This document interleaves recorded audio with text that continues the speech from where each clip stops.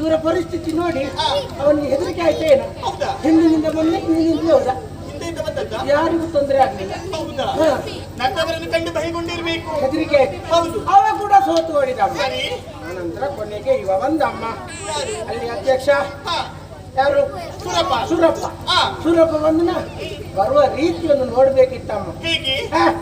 ವಜ್ರಾಯುಧವನ್ನು ಕೈಯಲ್ಲಿ ಹಿಡಿದುಕೊಂಡು ಐರಾವತವನ್ನು ಏರಿಕೊಂಡು ಬಂದ.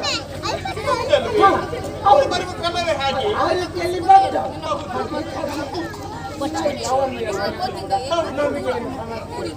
ಬಂದಮ್ಮ ನಿಮ್ಮ ಗಂಡನ ಮುಂದೆ ನಿಂತ. ನನ್ನವರ ಮುಂದೆ ನಿಂತ. ಅವನಿಗೂ ಕೋಪ ಬಂತು, ಇವರಿಗೂ ಕೋಪ ಬಂತು. ನಿಮ್ಮ ಗಂಡನ ಮುಂದೆ ಅವನ ಸಾಮರ್ಥ್ಯ ಸಾಕಾಗಿತ್ತಮ್ಮ. ಸಾಕಾಗುದೆ ಕೊಂಡೆ ಹೇಳು. ಭಯಂಕರ ಆಯ್ತು, ಜೋರಾಯ್ತು. ಜೋರಾಗಿ ಅವ ಕೂಡ ಸೋತು ಓಡಿದ. ಅವನೇ ಸೋತು ಹೋದ. ಅವ ಕೂಡ ಸೋತು ಓಡಿದ. ಅಲ್ಲಿಗೆ ಸ್ವರ್ಗದ ಪೀಠ ಇರುವುದು ನನ್ನವರ ಪಾಲಾಯ್ತು. ನಿಮ್ಮ ಗಂಡ ಚಟ್ಟದಲ್ಲಿ ಪಾಪಿ, ನಿನ್ನ ಬಾಯಲ್ಲಿ ಒಳ್ಳೆ ಶಬ್ದ ಬರುವುದಿಲ್ವಾ? ಇದಕ್ಕೆ ಶ್ರೀನಿವಾಸನ ಸಿಂಹಾಸನದಲ್ಲಿ ಪಟ್ಟವನ್ನು ಏರಿಕೊಂಡದ್ದು ಅಪರೂಪಕ್ಕೆ ಸಿಕ್ಕಿದ ಅಧಿಕಾರ ಅಲ್ವಾ? ಎಲ್ರಿಗೂ ಸಂತೋಷವೇ ಸಂತೋಷ. ಈ ಸಂತೋಷದ ಸಂದರ್ಭದಲ್ಲಿ ಏನು ಮಾಡುದಂತ ಯೋಚನೆ ಮಾಡುವುದು. ಎಲ್ರು ಚರ್ಚೆ ಮಾಡಿ ಹೇಳಿದ್ರೆ ಏನಾದ್ರೂ ಒಂದು ಸಾಂಕ್ರಾಮಿಕ ಕಾರ್ಯಕ್ರಮ ಮಾಡುವುದಂತ, ಸಾಂಸ್ಕೃತಿಕ ಕಾರ್ಯಕ್ರಮ ಮಾಡುವುದಂತ ತೀರ್ಮಾನ ಮಾಡಿ ಏನ್ ಮಾಡುದಂತ ಯೋಚನೆ ಮಾಡುವಾಗ ಒಬ್ರು ಹೇಳಿದ್ರು ರಂಜಾನ್ ಮಾಡುದು ಒಳ್ಳೇದು ಅಂತ. ರಂಜನೆ ಮಾಡುವುದು ಒಳ್ಳೇದು ಅಂತ, ಮನೋರಂಜನೆ. ಸರಿ ಆಯ್ತಲ್ಲ, ಅಲ್ಲಿ ಇದ್ದಾರಲ್ಲ ಕುಡಿಯುವ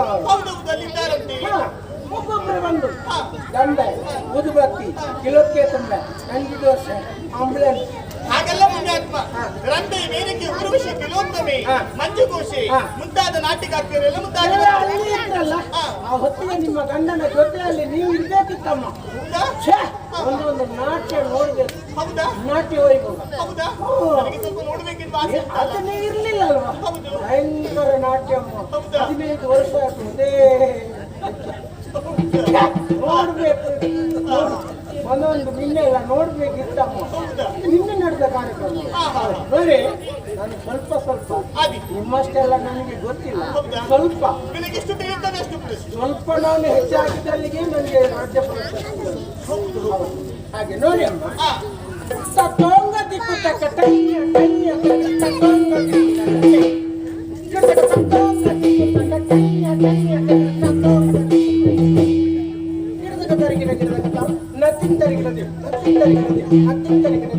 ಅಲ್ಲಿಗೆ ಮುಕ್ತಾಯ ಆಯ್ತಾ? ಮುಕ್ತಾಯ ಆಯ್ತು ಅಷ್ಟೇ.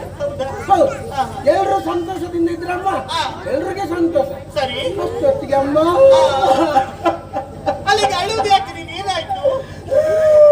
ನನಗೆ ಹಸಿವಾಗ್ತಾ ಉಂಟಾ? ಅಳುವುದು ಯಾಕೆ? ವಿಷಯ ಉಂಟು. ವಿಷಯ ಉಂಟು ಅಂತಾದ್ರೆ ಸಂತೋಷದ ವಿಚಾರ ನಗುತ್ತಾ ಹೇಳ್ಬೇಕು. ನೀನು ಅಧಿಕಾರದಲ್ಲಿ ಕೂತ್ರ ಹೌದು, ಇನ್ನು ಮುಂದಿನ ವಿಷಯ ನಕ್ಕಿ ಹೇಳ್ಬೇಕು. ನಗುತ್ತಾ ಹೇಳ್ಬೇಕು. ನಗುತ್ತಾ ವಿಚಾರವನ್ನು ಹೇಳ್ಬೇಕಾ? ಕೇಳ್ಬೇಕಮ್ಮ, ಕೇಳ್ಬೇಕು.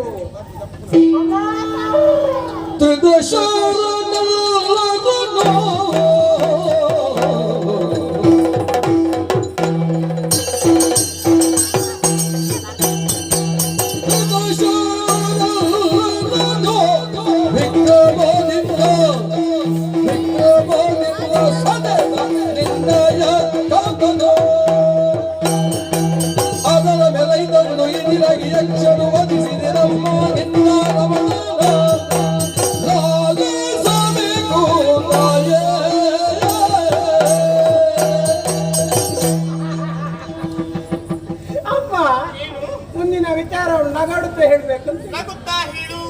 ಒಂದೊಂದು ವಿಷಯ ಕೇಳುವಾಗಮ್ಮ ನೋಡುವಾಗ ತುಂಬಾ ಸಂತೋಷ ಆಗ್ತದೆ. ಅಧಿಕಾರದಲ್ಲಿ ಕೂತ್ರ ನಿಮ್ಮ ಗಂಡ ಕೂತ್ರ ಅಷ್ಟೊತ್ತಿಗೆ ಅಮ್ಮ ನಿಶಬ್ದ ಇತ್ತು.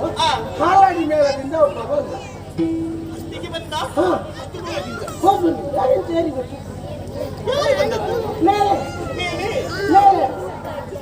ಹಾರಾಡಿಕೊಂಡು ಬಂದದ್ದು. ಹಾಗಾದ್ರೆ ಮತ್ತೊಬ್ಬರು ಯಕ್ಷರಾಜರು ಇರಬೇಕು. ಯಾರಾಗಿರ್ಬೋದು, ಇವನ ಹೆಸರು ಹೇಗೆ, ಇವನ ನಾಮಾಂಕಿತ ಹೇಗೆ ಯೋಚನೆ ಮಾಡೋದು ಮತ್ತೆ ಗೊತ್ತಾಯ್ತು. Single action. ಹಾಗಲ್ಲ ಸಿಂಗಲ್ ಆಕ್ಷನ್. ಹಾಗಲ್ಲ, ಯಕ್ಷರಾಜ ಪಿಂಗಳಾಕ್ಷ ಅಂತ ಬಂದಮ್ಮ.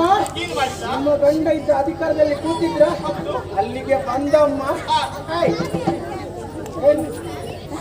ಏನು ಮುಖ ನೋಡುದೇನಾ? ಯಾರ್ದು ನಿನ್ನ ಅಪ್ಪನ ಜಾಗದಲ್ಲಿ ಕೂತ? ಕಿಂಡಕ್ಕೆ ಹೆಚ್ಚಾಯ್ತು ಪಾಪಿ ನಿನಗೆ. ಯಾರು ಮಾತನಾಡುದು ನೀನು? ಸದ್ಯ ಅಂತ ನಿನಗೆ ಅಷ್ಟು ಮಾತಾಡ್ತೀರ ಮತ್ತೆ ನಾವು ಮಾತಾಡ್ತಾ ಇದ್ದೇವೆ. ನನ್ನಲ್ಲಿ ಮಾತನಾಡುವ ಕ್ರಮ ಬಿಟ್ಟು ನಾನು ನಿಮ್ಮಲ್ಲಿ ಮಾತಾಡೋದಲ್ಲಮ್ಮ. ಈಗ ನನ್ನಲ್ಲಿ ಹೇಳಿದ್ದಲ್ವಾ? ದೇವಲೋಕದಲ್ಲಿ ನಡೆದ ವಿಚಾರನು ನಿಮ್ಮ ಮುಂದೆ ಹೇಳೋದು ನಾನು. ನನ್ನವರ ಮುಂದಾಗಿ ಬಂದು ನಿಂತವರು ಆಡುವಂತಹ ಮಾತು ಯಕ್ಷರಾಜ ಹೇಳುದು ಆ ರೀತಿ ಮಾತನಾಡಿದ್ದೆ. ಏನೇ ಮುಖ ನೋಡ್ತಿಯಲ್ಲ ಕೊಟ್ಟೆನು ಅಂದು ನಿಮಗಲ್ಲಮ್ಮ. ನೀವು ಯಾಕೆ ತಗೊಂಡು ಅಲ್ಲಿ ಅಲ್ಲಿ ನನ್ನವರಿಗೆ ಹೇಳಿದ್ದು ಹಾ. ಸುಮ್ಮನೆ ನನ್ನವರು ನಿಮ್ಮ ಗಂಟ ಬಿಡ್ತಾರ? ಹಾ. ಅವ್ರು ಜೋರಿಲ್ಲೋ? ಅವರಿಗೆ ಸಿಟ್ಟು ಬಂತು, ಎದ್ರು. ಅವ ಕೂಡ ಎದ್ದ, ಜೋರಾಯ್ತು. ಜೋರಾಗಿ ಅವನ ಒಂದು ರೆಕ್ಕೆಯಿಂದ ನಿಮ್ಮ ಗಂಡನ ಕಪಾಲಕ್ಕೆ ಟ್ರೈ. ನನ್ನವರಿಗೆ ಎಂದಿಗೆ ಬಾರಿಸಿತ್ತು. ಹೌದಮ್ಮ. ನನ್ನವರು ಸುಮ್ಮನಿದ್ರು. ಏನಾಯ್ತು ನನ್ನವರಿಗೆ? ಏನಾಗಲಿಲ್ಲಮ್ಮ. ಹೌದಿ ಮತ್ತೆ ವಿಚಾರವನ್ನು ಹೇಳು. ಇಲ್ಲ, ಹಾ. ನಿಮ್ಮ ಗಂಡ ನಿಂತುಕೊಂಡಿದ್ರ ಹೌದು. ಅಲ್ಲಿಗೆ ಕೂತ್ರ ನಮ್ಮಲ್ಲಿ ಕುಳಿತುಕೊಂಡ್ರು. ನೀನು ಮತ್ತೆ ಜೋರಾಯ್ತು. ಹೌದಾ? ಮತ್ತೆ ಜೋರಾಯ್ತು. ಹಾ. ಮತ್ತೊಂದು ರೆಕ್ಕೆಯಿಂದ ನಿಮ್ಮ ಗಂಡನ ಕಪಾಲಕ್ಕೆ ಹಾ. ಟ್ರೈ. ಏನಾಯ್ತು ನನ್ನವರಿಗೆ? ಏನಾಗಲಿಲ್ಲ. ಹೌದೇ? ಏನು ಅಷ್ಟು ದೊಡ್ಡ ವಿಷಯ ಏನಾಗಲಿಲ್ಲ. ಹಾ, ಹಾ. ನಿಮ್ಮ ಗಂಡ ನಿಂತವರು ಕೂತ್ಕೊಂಡ್ರ? ಹೌದು. ಕೂತ್ಕೊಂಡಿದ್ರು, ಅಲ್ಲಿಗೆ ಮಲಗಿದ್ರು. ಮಲಗಿಕೊಂಡ್ವಾ? ಹಾ. ಪುಣ್ಯಾತ್ಮ ಹಾ. ಮಲಗಿಕೊಂಡು ಯುದ್ಧವನ್ನು ಮಾಡಬೇಕು ಅಂತ ಯೋಚನೆ ಮಾಡಿದ್ರು ಏನು? ಆಗಿರ್ಬೋದು, ಅದು ನಿಮ್ಮ ಅನುಭವ. ಯಾವ ರೀತಿಯೆಲ್ಲ ಯುದ್ಧ ಮಾಡ್ತಾರೆ ಅಂತ ಯಾರಿಗೂ ಗೊತ್ತಮ್ಮ. ಹೌದು. ನಾನು ಕೂಡ ಅದೇ ಯೋಚನೆ ಮಾಡಿದ್ದೆ. ಮಲಗಿದ್ರ ಹಾ. ಹತ್ರ ಹೋಗಿ ನೋಡಿದೆ ಅಮ್ಮ.